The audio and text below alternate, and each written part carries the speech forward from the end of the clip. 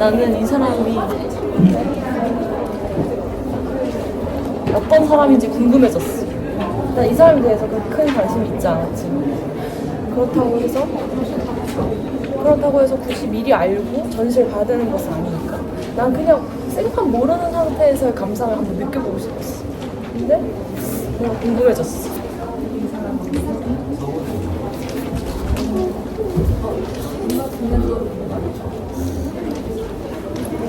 뭔가 이런 전시를 항상 볼 때마다 느끼는 거지만 그냥 이 어떤 타인의 인생을 한번 뭔가 표현의 장치로서 한번 경험을 해보는 거죠.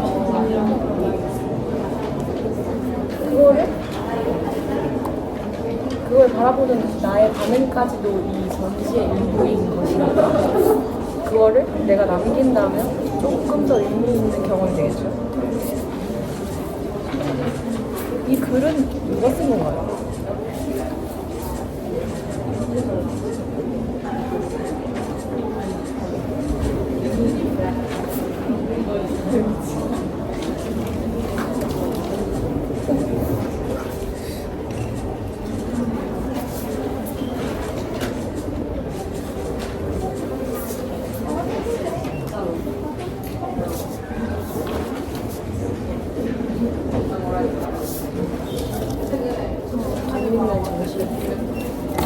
다시 볼까요? 이게 뭐야? 게임이야? 아까 여기서 질문에 대한 대답을 한번 적어라고 QR을 줬던데. 아 정말요? 이렇게 해가지고 진짜 나 언제부터 내가 나야 쉽지 않은 질문이네. 언제부터 내가 나였을까? 잉태하였을 때부터. 누군가의 딸로 진짜 내가 나를 의식하였을 때. 나로 진짜 나로 오고 싶었어. 근데 그 나를 인지했다는 것의 정의가 무엇인지를 좀 더 고민해볼 필요가 있을 것 같아. 나를 인지했다. 그것은 그 안에 속성들이 누군가의 딸도 그것도 나의 존재로서 가르칠 수 있어. 그러면 나는 정말 엄마의 뱃속에 있을 때부터라고 나에 대한 인지라고 생각해. 그게 미성숙했을지 몰라도 누군가의 딸이라는 자아 자체는 내 거니까. 그러니까 그때부터 아닐까.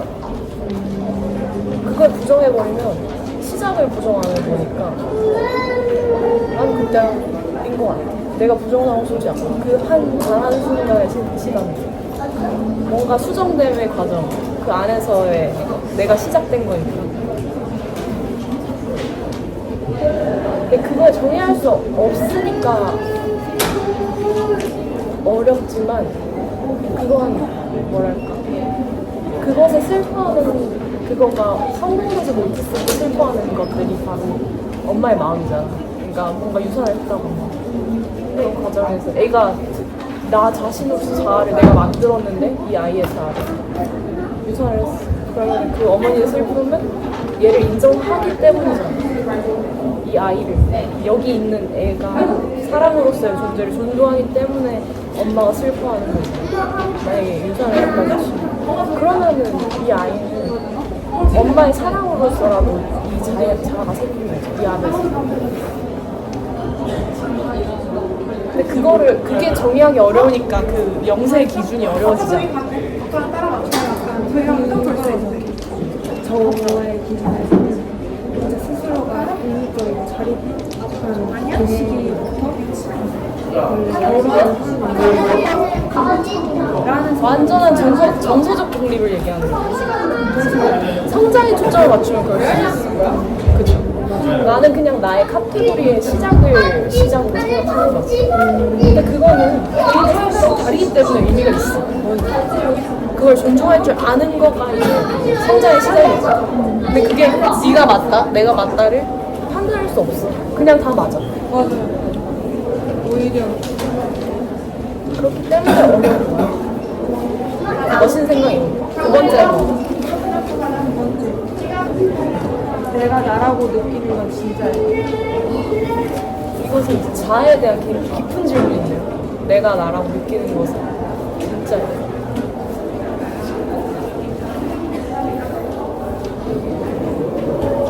그거를 감각을 다 분리하게 돼. 그럼 뭐라 해야 되지? 그럼 나라고 느끼는 것의 전체가 뭐야? 그럼 나의 외면은 정말 나야? 그러면 내가 생각하는 것과 나의 외면이 하나라고 됐습니다. 내가 지금 생각하고 떠올리는 낱말이나 글자를 정말 나라고 인지할 수 있는가? 그리고 그걸 뱉는 사람이 나잖아. 그럼 그 주체인 나의 외면과 그것이 하나라고 생각할 수 있을까? 그럼 정확한 나의 정의는 그러면 나의 외면, 그 속에서의 머리 속에서의 내 생각과 감정, 그걸 다 분리하게 돼. 뭔가 나는 그래. 그것에 대한 정의. 그거는 그렇게 되면 이제 직업적 가치, 내가 가진 직업, 뭔가 사회적인 활동, 교류하고 있는 뭔가 에너지, 그걸 다 분리하게 되고, 근데 결국에 그게 다 묶여서 나잖아. 그거에 대한 혼란을 가지지 않는 것까지도 내 인생을 사는 방법이에요. 그걸 결국 나 스스로 다 인정하고 그것을 받아들일 줄 알면 타인을 받아들일 줄 알면 내 영역을 정확하게 인정하고, 그러면은 반대로 다른 사람이 그렇게 살아가고 생각하고 어떤 사람의 취향, 인생, 그걸 내가 나를 인정하듯 다른 사람이 인정하게 되고 그런 과정이 있으면 너무 좋지 않을까요? 그래서 언니 말할 때 외면 대해서 말했잖아. 갑자기 이 안에 집착하고 이상하고 자신의 얼굴을 표현하고 그래서 약간 소름 끼치네요. 그치. 그렇지. 근데 안은 텅 비어있고. 근데 그거를 완전히 분리시켜서 나의 외면만을 바라보면 죽어있는 것 같잖아. 그 사람의 외면이. 그러면 그게 의미가 없는 거지. 그냥 정말 마스크 자체는 껍데기. 그냥 정말 그냥 물질을 뿌린 느낌? 정말? 그냥. 근데 그걸 살아나게 하고 막 얼굴에 근육을 움직이게 하는 게 또 나의 안에 있는 그 감정, 내 생각, 내 이고 자체니까. 그거면 그렇다고 해서 그걸 표현하는 도구로서의 내 외면이잖아. 그러면 이제 그 도구는 또 나의 것이 아닌 것도 아니고. 그러니까 나에 대한 정의는 참 이렇게 어려운 거지. 쉽지 않군요. 이게 전시를 즐기는 정확한 방법입니다. 사고의 협자. 아주.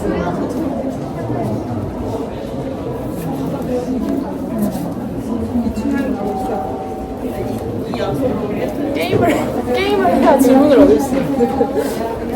나 오늘 일기를 쓰고 왔어. 오늘의 뭔가 교훈을 얻는 뭔가 있을 것을 다짐하면서. 다른 거 맞나요? 좋아. 또 나왔습니다.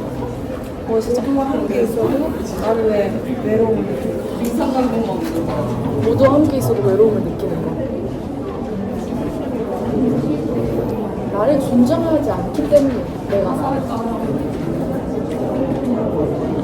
타인과 함께 있어야만 살아남는 사람이 있죠. 근데 타인이 심지어 함께 있어도 내가 외롭다는 것은 내가 나를 외롭게 하고 있다는 것이다. 나를 외롭게 하는 장치가 나라는 거니까. 그럼 나가 나를 인정하지 않는다는 거. 내가 나를 인정하지 않으니 나에 대한 뭔가를 부정하고 있는 거야. 외면이든 내면이든 내가 하고 있는 뭔가를 그걸 부정한다면 내가 나를 부정하는데 누가 나를 인정해줘. 타인이 인정한다고 해도 자기가 이미 나를 부정하고 있기 때문에 그 인정한다는 느낌이 안 되죠. 그럼 너무 외롭지 않을까? 항상 느끼는 거지. 내 중심을 발에 서는 사람들이 인정이 되면 내 외면이 그닥 중요하지 않게 된다. 그냥 뭔가 나에 대한 존중이 있으니까. 근데 그게 인정이 되는 사람은 내가 너무 소중하기 때문에라도 내 외면을 챙기게 되는. 그러면은 자기 관리가 그 아래에 있는 거야. 뭔가 나에 대한 존중과 나에 대한 내 이구에 대한 사랑, 내 이 정체성에 내 마음속에 있는 뭔가에 대한 사랑이 확립이 되면 그 밑으로 빠져. 자기 관리. 왜냐면 그 아래 카테고리인 거야. 그게 중요하지 않다는 게 아니라 나에 대한 사랑이 있으니 나를 예쁘게 하고 싶은 마음에서 나를 관리한다든지 나에게 좋은 음식을 주고 나의 몸을 괴롭히지 않는 음식, 내가 잘 자고 내가 행복하고 그 하루하루 행복하게 사는 사람이 되는 거지 지금. 얼마나 행복해. 저는 인간 자체는 불안정하기 때문에 그럴 수밖에 없다. 맞습니다. 그렇죠. 교류를 통해 그 생각이 있는 것 같아요. 하지만 그게 점점 맞습니다. 맞아요. 그러니까 인간인 것이지 않을까요? 불안정함에 있어서 타인의 불안정성을 도와주기도 하고. 다음 질문은 유튜버. 유사람에 대한 질문. 무엇이죠? 내 목소리는 누구에게 닿고 있을까? 누구에게 닿고 있을까? 나의 목소리가? 나의 목소리가 닿는 것. 내 말을 듣는 사람에게 닿고 있겠죠. 근데 이 닿고 있다는 말이 정확하게 내 말이 진짜 완전 완벽히 전달된다는 의미까지. 그냥 듣는 그런 누가 말했을 때 이렇게 듣고 그 정도의 의미일까 아니면 이렇게 말했을 때 가슴 속에 박혔을 때 박히는 여러 가지 의미가 있지. 그럴 때는 어떤 내 말에 울림을 가진다. 그건 정말 듣는 사람이 정해주는 것이라고 생각할 수밖에 없죠. 내가 아무리 바뀌고 싶은 말을 한다고 한들 그 사람이 받아들이지 못하고 못 받아들이는 게 그런 말이 아닐 텐데. 근데 같은 말을 해도 다른 사람은 나한테 엄청 바뀔 수 있고 같은 말을 하는데 이 사람은 나에 대해서 관심이 전혀 없고 애정이 전혀 없으면 내 말이 들리겠어? 라는 생각이 들면서 그리고 만약에 예를 들어서 물리적 거리가 나와 종이의 거리가 있는데 또 종이는 내 말을 듣지만 아예 날 모르는 타인이 같은 거리에서 동시에 듣는다고 생각하면 그 사람은 내 말 듣고 있지 않을 거죠. 아예 필터링이 되고 내 말에 대한 관심이 아예 없을 테니까 그러니까 내가 무슨 말을 하면 무슨 관심이 있어. 그러면은 안 닿지 않을까? 그러면은 결국에 받아들이는 청자의 몫인데 약간 라디오랑 비슷한 거. 라디오는 정말 청자가 선택해서 들을 수밖에 없고 내가 필요하니까.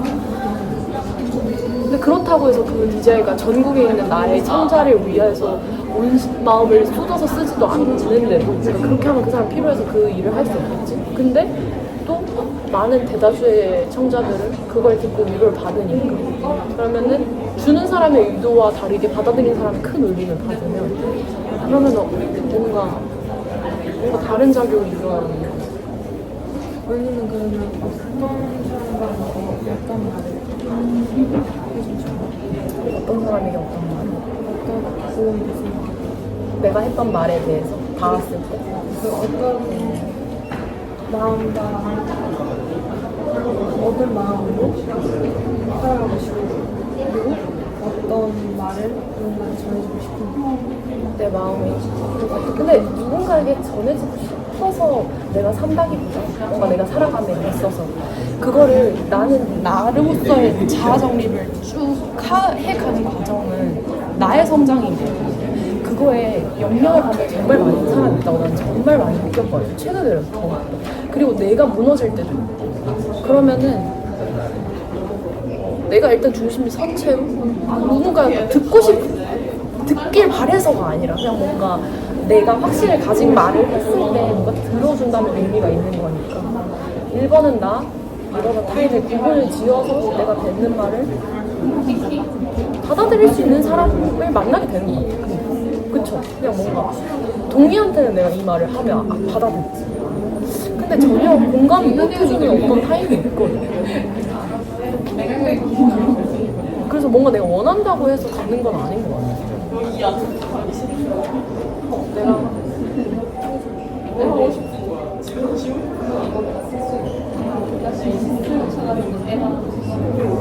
말은 어려워요. 마음도. 근데 뭔가 명확한 도달점이 없다는 걸 인정하면 그러니까 그게 결과로서 말고 그냥 나의 스스로에 대한 나는 이렇게 살아서 이까지 와서 이 정도로 뭔가 자아 성찰을 할 줄 알고 뭔가 이런 내면의 성장이 일어났어를 여기까지 가면 도달이겠지. 이걸 바라지 않으면 되는 것 같아. 그냥 계속 사는 거야. 그냥 이 중간의 과정인 채로. 우리는 결과는 없다. 그냥 그렇게 인정을 하고 받아들이고 살면 결국에는 인생 내내 계속 과정이니까 오히려 원동력이 되어주지 않을까, 그것이. 내가 50이 되고 70, 80이 되고 나는 소녀 같을 수 있어. 그런 마음으로 살고. 왜냐면 난 도돌장이 있어. 내가 노인이라는 것을 외면은 노인이지만 내 마음은 아직 과정 속에 있다. 그게 내 인생의 목표라서. 그래서 난 항상 노인 때 행복한 삶을 노인일 때 지금과 같은 과정의 마음을 계속 가지고 있는 사람. 그럼 행복할 것 같아. 고달점. 저는 고달점이 죽음이라고 생각해요. 모든 것이 끝났을 때. 저는 그냥 잘 죽어가는 과정이다. 맞아. 모든 것들이. 아름다운 과정이죠. 죽음이란 것은 아름답다고 생각해요. 근데 그게 의도치 않은 죽음일 때가 제일 슬프지. 내가 뭔가 이 과정 속에서 누군가 나에 의해서 죽는 게 아닌데, 그러니까 내가 정말 나의 모든 몸의 사용을 끝냈기 때문에 죽는 것이 아니라 교통사고로 그러니까 우리는 슬픔을 또 무엇을 잃고 나서야 소중함을 깨닫게 됐어. 잃어버리고 무엇을 잃어버리는 소중함을 깨닫게 되는 너무 거. 광범위하잖아. 그렇죠. 저는 이제 막 5,000원짜리 내가 좋아하는 볼펜 하나 잃어버렸을 때 슬픔을 느껴요. 그러면 그게 가치, 정말 재화적 가치를 떠나서 내가 마음이 다른 곳에 소중함을 잃어버렸을 때 꼭 깨닫지. 그게 비싼 물건이야. 그런 거 나서부터 나는 재화는 딱히 중요한 것이 아니다를 깨달은 적이 있어. 아, 내가 사랑하는 뭔가를 잃는다는 게 슬픈 거지. 돈을 잃는 건 그렇게 중요하지 않구나. 물론 돈은 생존을 위해서 필요하지만, 그러니까 큰 금액을 벌지 않아도 행복한 거고, 큰 금액을, 큰 금액을 벌어도 그것 때문에 행복한 게 아니고, 적은 금액을 수익한다고 해서 슬프지 않아. 왜냐면 내가 잃어버리는 것이 가치였을 때 슬프다면, 내가 얻는 게 가치였을 때 행복한 거지. 그래서 그 행위에 집중하게 되더라고. 내가 무엇을 행위했을 때 행복한가? 난 운동할 때 행복한 사람이야. 운동을 하는 거야. 이유가 없지, 그럼. 왜 하지 않아야 될 이유를 찾지 않게 돼. 난 그래. 내 머릿속에 생각 과정은 그랬어. 그래서 그러면은 하고 싶은 걸 해야 해. 내가 행복하니까 그것을 했을 때 비로소.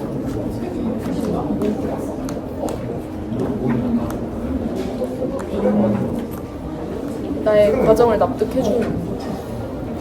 맞습니다.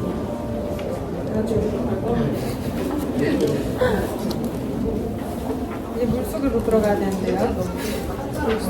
당신이 고독을 느끼는 순간은 언제인가요? 고독을 느끼는 순간이요?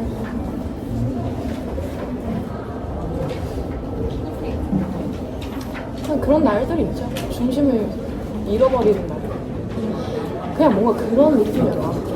나는 우울의 바다라고 나를 스스로에게 바닷속에 있는 우울이라고 칭하고. 그러니까 내 정서 속에는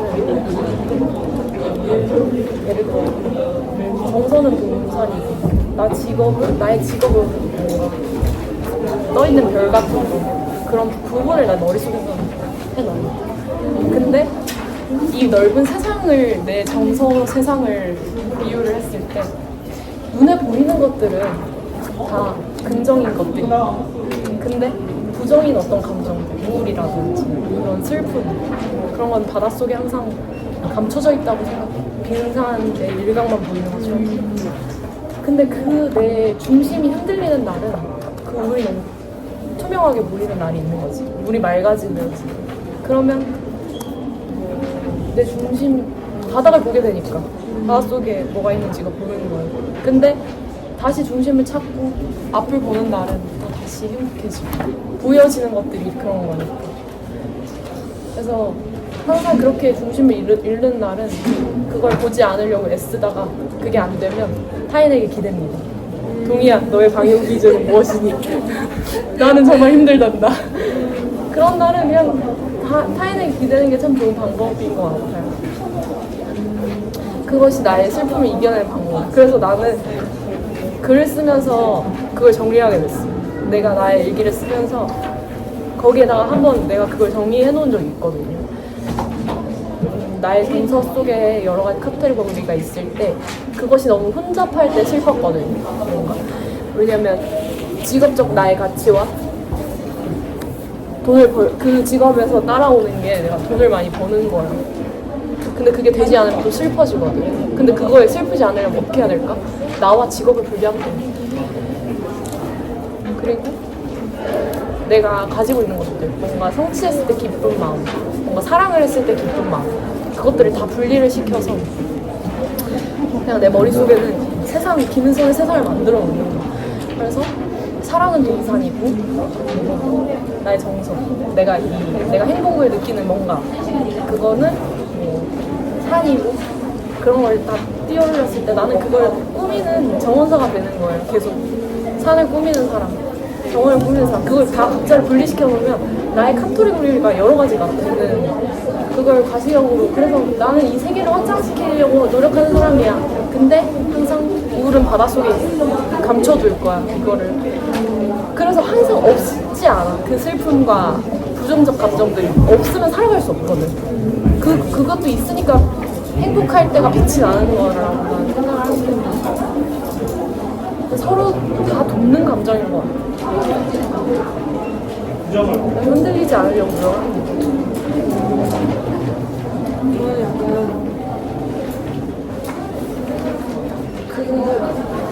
애초에 저 자체가 누군가 고민을 잘 공유하지 않는 사람인데 고민이 항상 생기잖아요, 삶에서. 그랬을 때 저는 저 혼자서 좀 고립돼서 생각을 많이 하는 거죠. 그렇죠. 근데 가끔가다 갑자기 누군가한테 연락해서 내 고민을 들어줘 하는 게 좀 쉽지 않아요. 그래서 챗GPT를 이용하고 오히려 절대적 이성적 감정에 집중하게 되는 거예요. 저는 약간 선택을 할 때는 감정적이면 안 된다라고 생각을 해서 선택은 이성적이게 해야 된다고 생각을 하니까 이 감정적으로 흔들릴 때 누군가한테 할 수가 없나요? 아니면 누군가 더 다가왔을 때 이 사람이 심한 표정인데 나로 갑자기 너무 힘들어, 너무 슬퍼. 이 가정들 이 사람 보이는 거잖아요. 그러니까 그거 뭔가 좀 폐해를 끼치는 거. 물론 다른 사람들은 생각이 없는데 내가 그렇게 느끼니까. 맞아요. 타인이 그렇게 생각하지 않더라도. 맞아요. 그래서 저는 그러지 않게 혼자서 좀 고립되다가 당연히 친한 친구한테도 얘기를 못 하겠네요. 그래서 갑자기 그래, 무슨 마음인지 알 것 같아요. 근데 그거는 그렇게 되면 또 타인이 서운해할 때 있잖아. 그런 경험은 없었어? 그런 얘기 절대 안 하고 아예 안 하는군요. 아예 안 하고 그냥 친구한테 얘기한 거예요. 내가 너무 힘들 때 너네한테 잘 지내냐? 잘 지내냐? 이러면 친구들도 알아요. 그럼 그때 그냥 무슨 저 웃긴 짤 같은 거. 그냥 환기 자체를 시켜버리는군요. 애초에 힘들 때는 그냥 사건이 해결되지 않았을 때는 말을 안 전하고 그냥 다 해결되고 나중에 만나서 뭐 그런 일이 있었어.